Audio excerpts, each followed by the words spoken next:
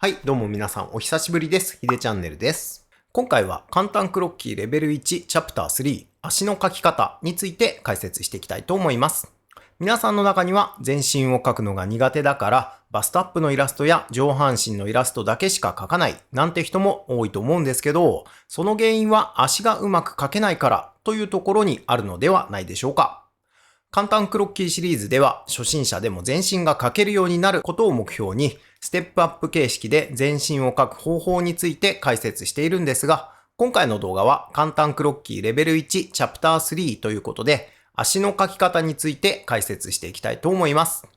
この動画では初心者の方でも楽しく描き進められるように本当に簡単な足の描き方から解説していきたいと思います。この動画を見ることによって足をうまく描くために知っておきたい基本の知識と初心者でもできる簡単な描き方が学べますので、足を描くことに苦手意識を持っている人、初心者だけど全身がうまく描けるようになりたいと思っている人はぜひ最後までご覧ください。本日のお品書きは次の通りです。1、簡単クロッキーのおさらい、レベル1の足の描き方。2、なぜそう描くのか、骨格がわかれば描き方もわかる。3、足の比率について。4、男女の描き方の違いについて。5、足を描くときのよくある誤解。以上となります。それではやっていきましょう。ということでまずは簡単クロッキーのおさらいとレベル1の足の描き方について解説していきたいと思います。これまでの簡単クロッキーでは単純な形で描くことをコンセプトに上半身にフォーカスして描いてきました。まず体の流れを一本線で描いて頭の大きさを目安にその線を分割していきます。頭を単純な形で描いたら肩の傾きと腰の傾きを描いて、その線をもとに胸郭の部分と骨盤の部分を台形の形で描いていきます。腰の台形に足の付け根の目印となるパンツの線を描き足してあげて、最後にそれぞれのパーツをつないで、あとは腕を一本線で描いてあげれば上半身の完成です。いかがでしょうか？この簡単クロッキーレベル1の描き方は単純すぎて全身のイラストを描くのに役に立つの？と思う人も多いかもしれませんが、この描き方の狙いはいきなり細かいディテールを書き込みがちな初心者の人にまずは全身の比率と大まかな形で全体を捉えるという意識を持ってもらうための描き方となっています。初心者の人の場合、どうしても表面的な部分を細かく描こうとして視野が狭くなってしまい、気がついたら全体のバランスがちぐはぐになっていた、なんてことがよくあると思うんですけど、こうやって単純化して描くことで視野が狭くならずに全体のバランスを捉えることができますし、何より単純な線で構成されているので、メモ書き的にいろいろなポーズをさっと描けるというメリットもあるんですよね。今回はこの素体に足を描き足していきたいと思います。まずは足の長さについてですが、足の長さ、つまり股下の比率は一般的に全身の 44% から 47% と言われています。ですので、足のつく位置はだいたいこの辺りとなります。簡単クロッキーレベル1では足も腕と同様一本線で描いていくのですが、足を描くときは腰の台形のこの辺りからスタートして、膝までの部分と膝から下の部分に分けて描き、足の部分は手の時と同じく単純な形の塊で描いておきましょう。これで足が描けました。ただこれだけだと何の説明にもなっていないので、なぜこのように足を描くのか深掘りしてお話ししていきたいと思います。ということで次はなぜそう描くのか、骨から考えていきたいと思います。人間の腰から足にかけての骨はこんな感じになっています。腰の部分から腸骨、座骨、恥骨、太ももの部分の大腿骨、膝の部分の室外骨、すねの部分には腓骨と脛骨という2種類の骨が入っていて、その下の足の骨は複数の小さな骨が集まってできています。簡単クロッキーでは腰を台形の形に見立てて描いていますが、これは腸骨の出っ張った部分と大腿骨の張り出した部分、これを大天子というのですが、この部分を結んでみるとちょうど台形のような形になるんですよね。そして足を一本線で描く場合、足の始まりは台形の下の両端の部分となりますので、ここから膝の位置まで線を引き、さらに、すねの部分も一本線で描いていきます。その下の足の部分ですが、少しややこしいので、レベル1の段階ではこんな感じの塊として簡単に捉えておきます。足の比率ですが、先ほど言った通り、股下は全身の 44% から 47% となっていて、まっすぐ立った時、股下からかかとの位置の半分くらいのところに膝の下の部分が来ます。厳密に言うと、解剖学的中心から地面についた足の位置の半分が膝蓋骨体下部ということになるんですが、個体差もありややこしくなるので、ここでは股下の半分が膝の下と覚えておいてください。次に男女の足の描き方の違いについて見ていきたいと思います。男性と女性では足の描き方に大きな違いがあるのですが、それを知るためにまずは骨盤の作りの違いについて解説していきたいと思います。男性と女性では大きく2つ骨盤の作りの特徴的な違いがあるのですが、それが書き分けられるとより男性らしい下半身、より女性らしい下半身が書けると思いますので、一つずつ順番に見ていきましょう。まず一つ目は、女性の方が骨盤が横に広がっているということです。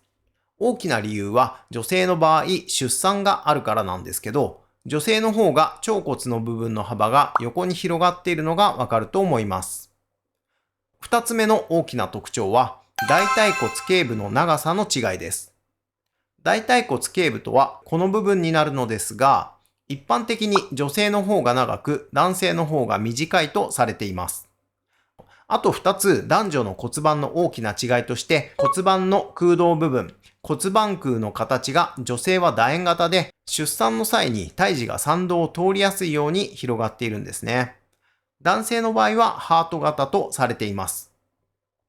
もう一つ、恥骨下角が女性は約80度、男性は約60度と、一般的に女性の方が角度が広いため、体が比較的柔らかい作りになっていると言われています。このあたりは絵を描く際にあまり必要な知識ではないかもしれませんが、骨盤の違いの豆知識として知っておいてもいいかもしれませんね。これを踏まえて体のシルエットを描いてみましょう。女性はウエストから腰にかけて丸く広がったシルエットになっているのに対して、男性の場合、ウエストから腰にかけて広がりがなく直線的なシルエットになっていることがわかります。次に足の部分の男女の違いを見ていきましょう。女性は先ほど説明した通り骨盤の幅が広く大腿骨頸部の長さがありますので、大天子と呼ばれるこの部分から膝までの足の角度が強くなる。つまり内股気味に見えるのが特徴となります。一方男性の場合、骨盤の幅が狭く大腿骨頸部も短いため、大天子から膝下までの足の角度があまりつかないのが特徴です。これらをもとに体のシルエットを描いてみましょう。女性の場合、ウエストから腰にかけて大きく膨らみ、膝に向かって内側に大きく入り込むようなシルエットになっています。男性はウエストから骨盤、大天子の部分までの広がりがさほどないため、膝に向かっての足のラインは女性に比べて弱くなることがわかります。とはいえ男性の場合でも大腿骨から膝下にかけてのラインが垂直になるわけではありませんので、そこは注意してください。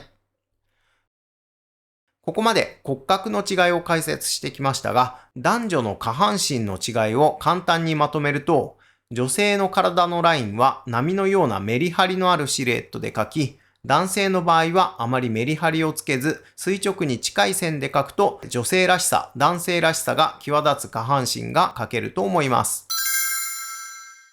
これを簡単クロッキーレベル1の描き方に当てはめて描いてみましょう。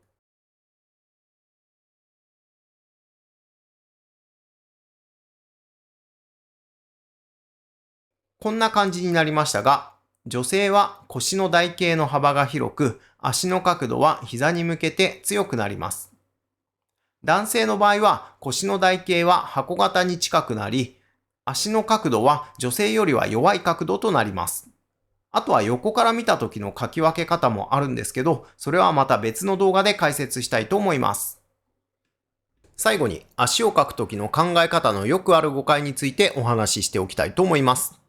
ここまで見ていただいた皆さんは足の構造について大体分かっていただけたかと思いますので、もう一度簡単クロッキーレベル1の書き方で下半身を書いてみましょう。まず腰回りを簡単な図形で書くと台形型となって、足は台形の下の両端から膝に向かって内向きの角度をつけて書いていきます。簡単クロッキーレベル1では下半身をこんな感じで書いていくのですが、ここで初心者の人が陥りやすい足を描くときのよくある誤解についてお話ししておきたいと思います。よくある誤解一つ目は、足が腰の下の部分からまっすぐに生えているという誤解です。そしてもう一つは、足が背骨から2つに分かれて生えているという誤解です。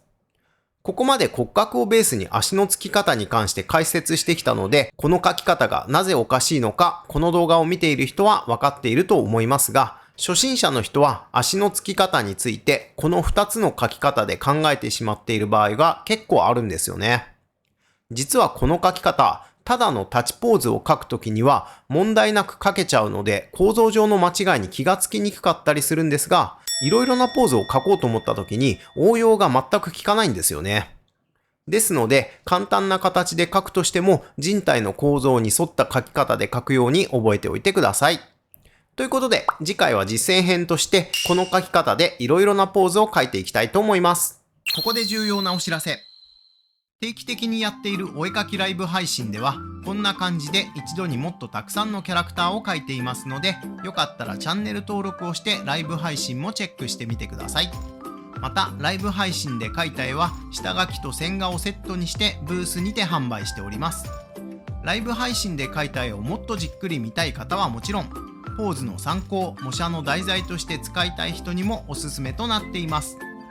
早期購入特典としてクリップスタジオ形式のデータもダウンロードできちゃいますので、興味がある方は概要欄のリンクからお早めにどうぞ。